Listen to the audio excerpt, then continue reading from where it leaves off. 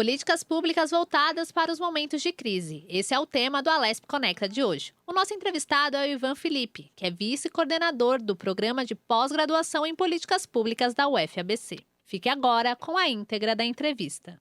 Tá bom, Ivan, como você já citou, né? Nós estamos vivendo um momento bastante complicado, pandemia de coronavírus, uma preocupação global, medidas sendo adotadas pelos governos para tentar ajudar a população, frear a disseminação dessa doença que a cada dia atinge mais pessoas e até leva algumas pessoas à morte. Para começar a nossa conversa, gostaria que você explicasse para a gente um pouquinho, por que quando acontece uma crise no Brasil, seja ela em qual área for, a culpa sempre é das políticas públicas que não foram efetivas. Fala um pouquinho para a gente sobre isso. Realmente, a culpa fica aí com as políticas públicas? Olha, que acho que a gente tem que pensar que o Brasil, na verdade, apesar de termos 500 anos de história, 200 anos de independência, o Brasil é um país que ainda está em formação, né? Um país que, como a literatura diz, é um país em desenvolvimento.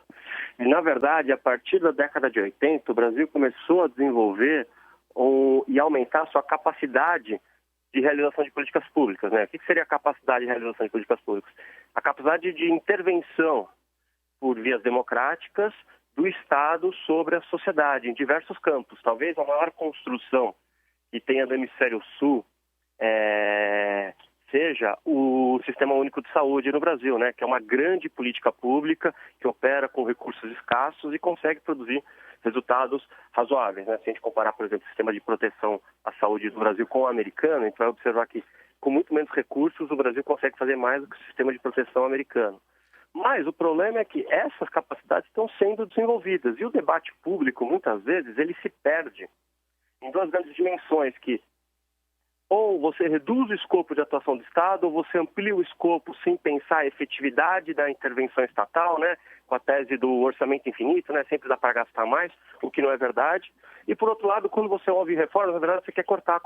E, na verdade, o que a gente tem que investir é em capacidade do Estado intervir sobre a sociedade. E aí a gente pode falar, olha, quando o Estado tiver essas capacidades, as políticas públicas deixarão de ser problemas. Por quê? Porque o Estado conseguirá intervir de maneira efetiva. Então a gente ainda está nesse processo de construção de capacidades do Estado intervir na sociedade e definir no debate público em que esferas a sociedade quer que o Estado interfira, né?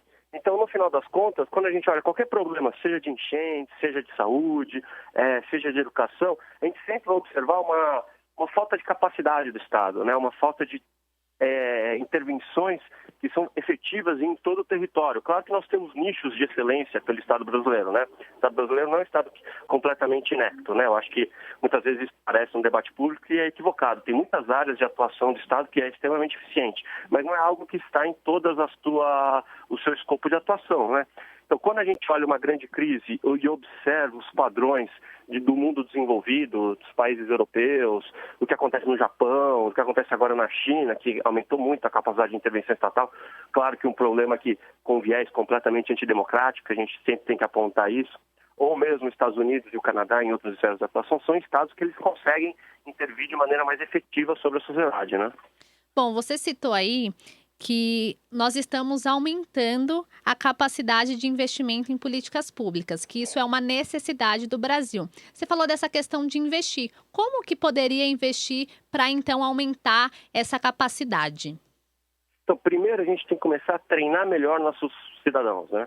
Nossos cidadãos eles têm que estar mais bem preparados, né? Se a gente olha os dados sobre políticas de educação, a gente observa que o aumento da escolaridade do brasileiro não teve efeito sobre o aumento da produtividade do brasileiro, né?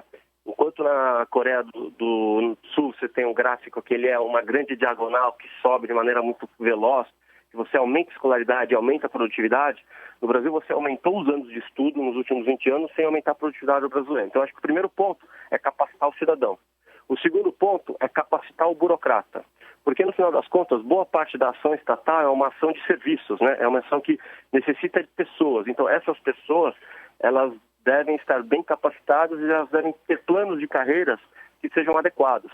E no Brasil, as carreiras públicas, elas são muito mal desenhadas. Em algumas, você já entra recebendo um salário enorme e aí você tem poucos incentivos para que o indivíduo avance na carreira, porque ele já recebe quase no topo do rol de recebimentos possíveis do país, e em outras carreiras o servidor ele recebe muito mal, como por exemplo professor de escolas públicas, né? E aí você não consegue obter na sociedade, né? Você não consegue convocar os melhores profissionais da área, né? Porque os melhores profissionais da área vão acabar atuando em outros setores, porque os salários são baixos, né? A gente não tem uma tradição no Brasil, por exemplo, dos professores serem os melhores alunos das turmas formadas nas respectivas universidades, né? Por quê? Porque o salário é baixo. Então, na verdade, você precisa redesenhar as carreiras do Estado.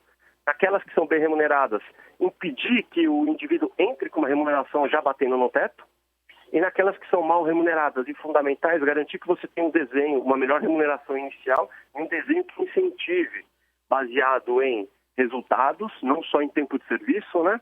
Baseado em resultados, em produção que o burocrata faz.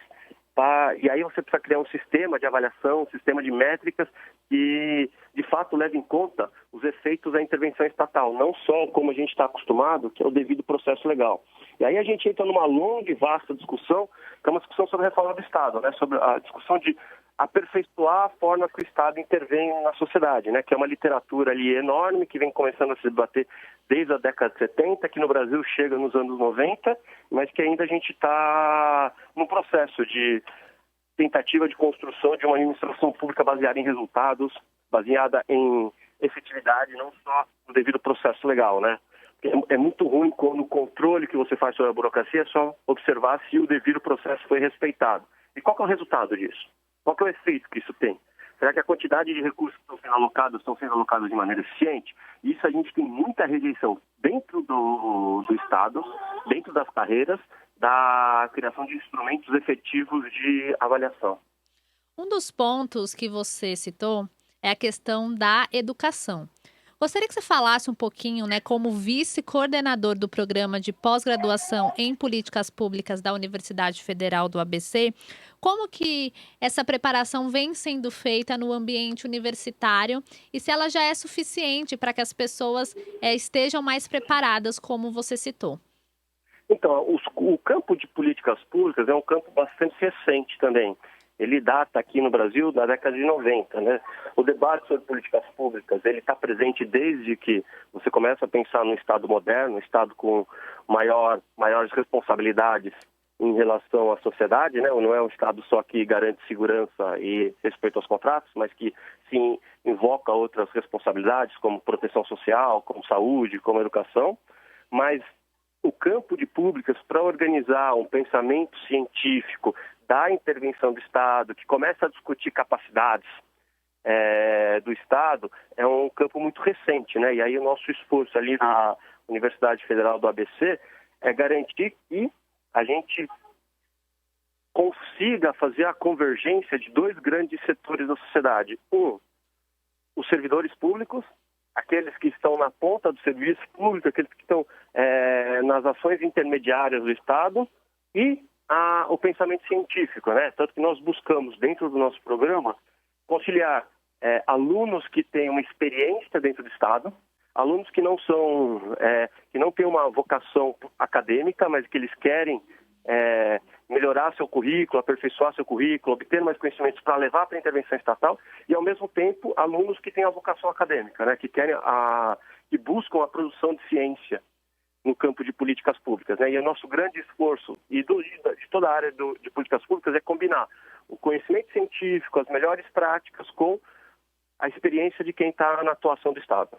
Ainda retomando os pontos como que você citou, como importantes para o desenvolvimento dessa capacidade de produzir políticas públicas, você citou a reforma do Estado. Eu queria saber como que essa reforma do Estado poderia ser eficiente para aumentar essa capacidade de produzir políticas públicas e, de certa forma, também, né, ajudar a sociedade como um todo. Então, reforma do Estado é um termo muito amplo, né? A gente pode pensar muitas coisas com reforma do Estado. A gente pode pensar de um jeito muito pobre, que é simplesmente cortar espaço de atuação estatal, né? Reduzir o escopo de atuação estatal. Como a gente pode pensar, olha, melhores formas de intervenção que utilizem os mesmos recursos para produzir resultados melhores ou utilizem menos recursos para produzir os mesmos resultados. Quer dizer, que produza mais eficiência nos recursos públicos.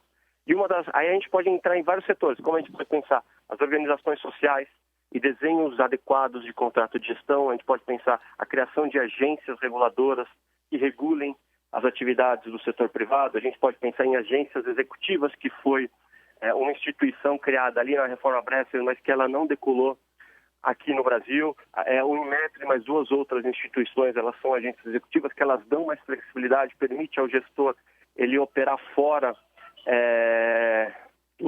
mais próximo do marco das empresas privadas, mas ao mesmo tempo não produzindo lucro, mas ao mesmo tempo respondendo às demandas da sociedade por meio do contrato de gestão, né? Então, o termo reforma do Estado ele é muito parecido com o termo reforma política. Assim, é importante fazer reforma do Estado, é importante fazer reforma política, mas qual reforma do Estado?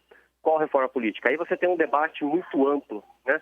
E a ideia central é trazer mecanismos que garantam maior flexibilidade da ação pública, garantindo que ela não seja pautada única e exclusivamente pelo devido processo legal, mas também por princípios de eficiência. E como você faz isso? Com a criação de contratos de gestão, ampliação desse instrumento de contrato de gestão e a criação de um pacote de avaliação de políticas públicas, né? Indicadores que vão analisar o que o Estado está produzindo de fato. E aí é importante que a gente comece a debater. Vamos avaliar, mas avaliar o quê? Avaliar como? Quem vai avaliar? Quem é o responsável por avaliação? É o Poder Executivo? É o Congresso? É o Congresso Poder Executivo com participação da sociedade civil? Aí esse é um debate que a gente precisa fazer que foi esquecido nos últimos anos, dessa grande confusão política que o Brasil atravessa, que aparentemente hoje o debate público sobre a reforma do Estado ele se organiza em dois lados. Que quer reduzir o Estado e quer reduzir o escopo de intervenção, não importando se está eliminando braços estatais que são eficientes. E o outro acredita que a mera expansão do orçamento garante o melhor resultado, que também não é verdade. O que a gente precisa pensar é aumentar a capacidade desse Estado e olhar na literatura, olhar nos exemplos de outros países, os instrumentos que foram utilizados e nos nossos próprios exemplos, né? A gente olha o SUS. O SUS é um sistema que, dada a quantidade de recursos que ele tem, ele opera de maneira eficiente. Mas a gente tem problemas nos hospitais públicos do Brasil. Não tem como. Um sistema de 200 que atende 200 milhões de pessoas, não tem problema. Não tem como. Só que o orçamento do SUS ele é muito menor do que o orçamento dos sistemas de saúde per capita de países europeus. E mesmo assim produz bons resultados. A gente tem que olhar o SUS e falar, o que acontece quando o SUS funciona bem e na área da educação não funciona bem? Ivan. E na área do policiamento, da segurança pública não funciona bem? Que na área do transporte público não funciona bem? Então a gente tem que olhar os exemplos dos outros países e os nossos próprios exemplos, né? Neste primeiro bloco, falamos como as políticas públicas devem ser estruturadas em momentos de crise. O Alesp Conecta volta já.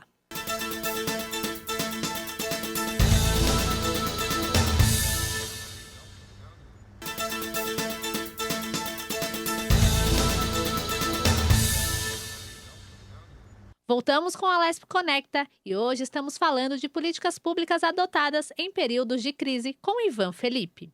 Bom, Ivan, no final do primeiro bloco nós estávamos conversando, dessa capacidade de produzir políticas públicas. E assim, quando a gente pensa em política pública, a gente pensa no bem-estar da sociedade, em ações desenvolvidas, e também executadas nas mais diversas áreas, saúde, educação, meio ambiente, enfim, políticas que contribuam para a sociedade como um todo. Bom, a gente está falando de um momento de crise global e eu queria saber quais são os pontos que devem ser levados em consideração na hora de formular políticas públicas para um momento de caos como nós estamos vivendo atualmente.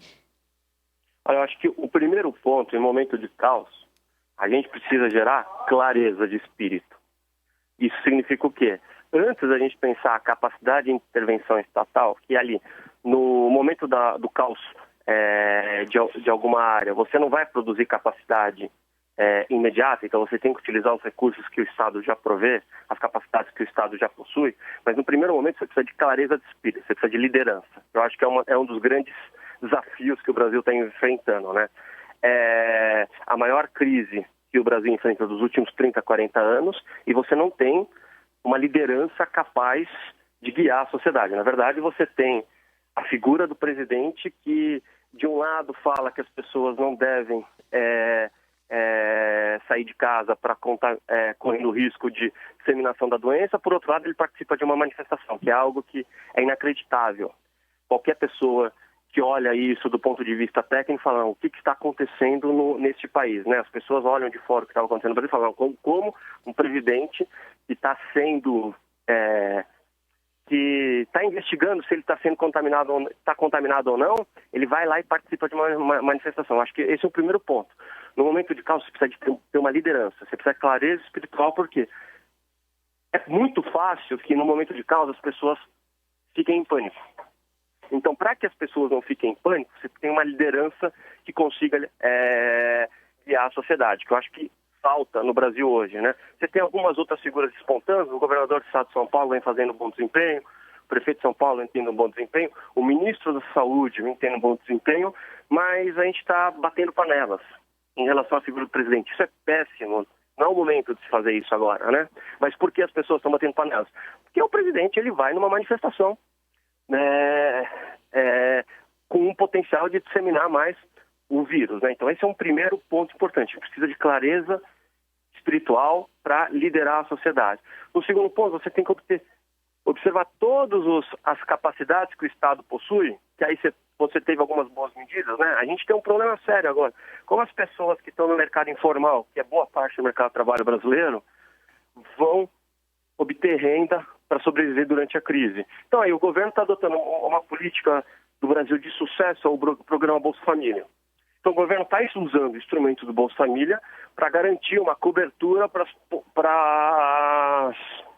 as populações mais vulneráveis, né? Então tem que observar quais são os instrumentos disponíveis dentro do SUS, dentro do sistema de educação, para chegar nas pessoas que precisam dessa proteção. Mas o momento de causa aqui, a principal medida a ser adotada é qual? Por favor, sociedade, fiquem em suas casas. Vá para a rua apenas aqueles que estão participando de atividades essenciais, né? Os mercados, a coleta de resíduos, né? São atividades que elas não podem parar. A manutenção do sistema de telecomunicações, a manutenção da internet, são atividades que pessoas terão que sair de casa para trabalhar. Mas olha, quem vai trabalhar tem que ser jovens, não podem ser as pessoas que estão acima de 50, 60 anos, tem que estar protegidos, tem que estar parametrizados. Então, isso só acontece se você tiver uma liderança clara e o uso das capacidades que estão aí do Estado, né? Eu acho que a gente tem uma sorte, né, dentro dessa crise, que o SUS é um sistema com capilaridade em todo o país, é um sistema que organiza a execução das atividades no campo da saúde, e a liderança do ministro da Saúde está sendo muito positiva. Então, nisso, o SUS nos ajudará a dar uma resposta adequada às necessidades da crise, né?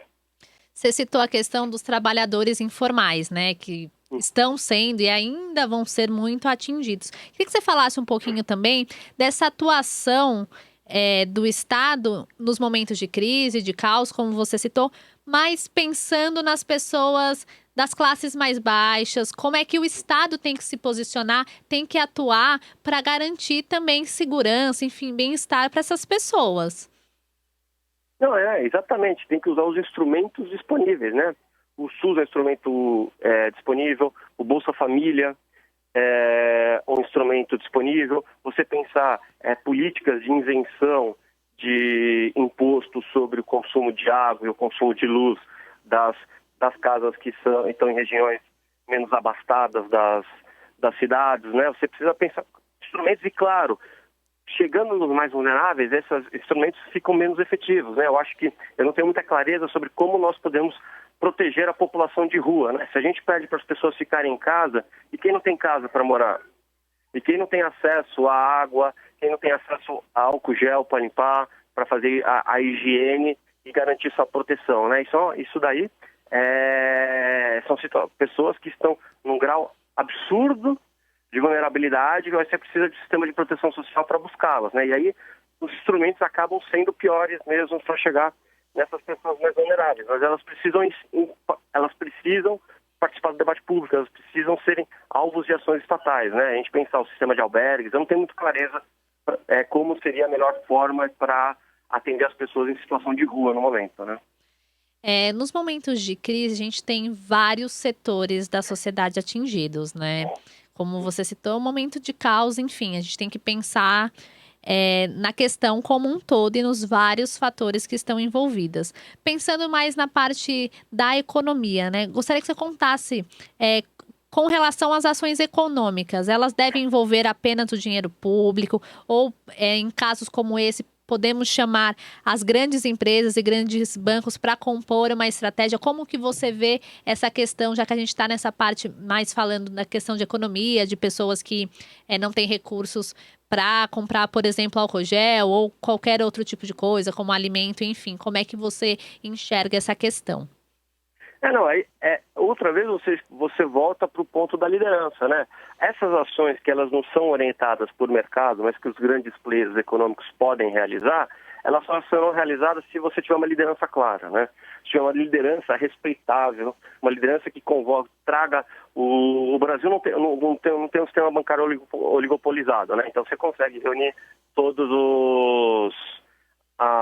os líderes do sistema bancário, né? Você tem vários setores oligopolizados no Brasil, que é uma lástima para a economia nacional, uma lástima para o desenvolvimento, mas que no momento de crise permite que um governo com liderança e preocupação social, ele traga esses indivíduos, esses grupos, para pensar soluções de curto prazo, né? Porque a gente está falando de uma crise que vai durar 2, 3 meses, né? A disseminação do vírus, ele não aguenta, o vírus nessa capacidade de disseminação, ele não vai se disseminar por um ano, né? Vai chegar um ponto que boa parte da população já foi contaminada, já entrou em contato com o vírus, e esse vírus vai perder o fôlego dele, né? A não ser que ele sofra alguma mutação que possa reproduzir, e isso não acontece, né? Reproduzir o caos que a gente vem vivendo, né? Então você precisa de atuações de curto e médio prazo, que se você tiver uma liderança clara, ela poderia convocar a participação da sociedade. E, claro, tem um outro lado que a gente também tem que chamar a responsabilidade dos atores sociais, dos atores econômicos, das lideranças políticas que não fazem parte do Estado, das lideranças intelectuais, das lideranças artísticas, né? Que elas demonstrem que a necessidade de solidariedade, cooperação dentro da sociedade para permitir que nós superemos essa crise, né? Isso que é um grande momento que você tem, é uma oportunidade, né, dentro do desastre, de aprofundar a solidariedade existente na sociedade. Mas claro que para acontecer isso você precisa ter uma liderança clara. E eu acho que esse é o grande desafio do Brasil, né? Você não tem essa liderança, né? Você não tem essa liderança para convergir. Você tem algumas sublideranças, né? Pessoas que têm uma posição de destaque, mas não é a principal figura, né? Que a principal figura é a da presidência. E, de fato, a gente está enfrentando essa crise com a figura presidencial não exercendo o seu principal papel de líder da sociedade, né? Bom, a gente fala de crise, óbvio, tem vários fatores, mas não falando dessa crise específica, né? As pessoas sempre falam que das crises podem surgir oportunidades. Então, tentar olhar essa questão por um outro lado, né? É possível, por exemplo, criar políticas públicas que façam a sociedade acreditar e até, de certa forma, se envolver. Como manter as pessoas otimistas em um momento de caos em que parece que tudo vai dar errado, em que as coisas estão longe de se resolver? Não a gente volta, parece que acaba sendo uma música de um tom somente. Quem vai exercer esse papel moral são as lideranças, né? Eu acho que a gente também não é só o presidente, né? Você tem outras lideranças da sociedade, lideranças religiosas, que elas podem ter um papel para fazer com que as pessoas observem esses desafios com mais clareza e menos pânico, né? E aí é uma responsabilidade da sociedade. Se a gente consegue construir esse equilíbrio social do qual as pessoas estão observando os outros com responsabilidade, além do próprio interesse, além das próprias necessidades imediatas, a gente tem um ganho cultural no desenvolvimento da sociedade brasileira, né? Mas eu acho que do campo de políticas públicas, eu acho que o momento de crise, ele não acaba sendo um momento no qual nós percebemos, nós criamos outras capacidades. Na verdade, é um momento no qual você percebe fragilidades da intervenção que possam ser corrigidas no momento posterior, né? Sobretudo numa crise como essa, que essa não é uma crise como a gente passou a de 2014 em diante, que era uma crise de longo prazo. Isso aqui é uma crise que ela tem um curto espaço-tempo, né? São 3 meses que a gente vai viver num caos absoluto, as pessoas isoladas uma das outras nas suas casas, que de um outro lado você tem um efeito positivo de desaceleramento, você tem de aproximação das famílias, de reflexão individual, mas daqui 3 meses esse pior cenário ele vai estar superado. Então, nessa crise específica, eu não acredito que políticas públicas se desenvolvam. Na verdade, a gente vai observar os nossos problemas centrais para serem corrigidos posteriormente, né? Ivan, nosso programa infelizmente está chegando ao fim, mas eu queria que vou dar um espaço aqui para você fazer uma consideração, né? Falar para as pessoas que vão nos ouvir, que vão nos acompanhar, como desse momento de crise, como você falou, vai passar, mas assim, quero uma consideração final sobre essa questão das políticas públicas realmente mais voltadas para os momentos de crise, para os momentos em que as coisas estão difíceis e parece que não vão ter fim. Olha, eu acho que o primeiro ponto que eu gostaria de falar é que as pessoas têm que ter serenidade. As pessoas têm que ter serenidade, observar a realidade como é, não espalhar informações duvidosas, né, as tradicionais fake news que nós conhecemos. Elas têm que observar que elas correm um risco, mas esse risco ele pode ser minimizado, né? Pessoas idosas devem ficar em casa. Aquelas pessoas que têm idosos na família devem cuidar dessas pessoas idosas, por exemplo. E o cuidar não é o estar do lado, né? Porque muitas vezes o estar do lado gera perigo agora, né? Sim. Então, garantir que se seu pai, sua mãe tem uma idade maior, seu avô, sua avó, faça as compras no mercado e deixe na porta da casa deles para eles buscarem, não entre em contato. Não, acho que esse é um ponto a gente olhar com mais cuidado nas famílias, olhar com mais cuidado no nosso interior, acelerar um pouco. Acho que esse é um primeiro ponto. O segundo ponto é a gente observar um pouco o papel das nossas lideranças. Assim, a democracia ela tem a sua grande virtude da capacidade de renovação, né? Observar quais são as lideranças que despontam com responsabilidade, observar quais são as lideranças que apresentam um grau de vocação pública no momento de crise, né? Porque essas lideranças elas vão competir eleitoralmente, seja nesse ano, seja daqui a 2 anos, seja daqui a 6 anos, né? Que essa é a grande virtude da democracia, a possibilidade da renovação eterna e a sociedade ficar em alerta e também assumir sua parte da responsabilidade, né? Não devemos demandar tudo do Estado, né? Uma boa parte da solução dessa crise, ela não passa pelo Estado. Uma boa parte da solução dessa crise passa pela sociedade e pela assunção de responsabilidade pelos indivíduos, né? Ivan, muito obrigada pela participação no nosso Alesp Conecta, obrigada por contribuir aqui com o nosso programa e por trazer apontamentos tão importantes. Muito obrigado, eu que agradeço a oportunidade, um grande abraço e saúde a todos agora, né? Esse foi o Alesp Conecta de hoje, conversando com o Ivan Felipe, que é vice-coordenador do Programa de Pós-Graduação em Políticas Públicas da UFABC. Fique ligado no nosso próximo programa.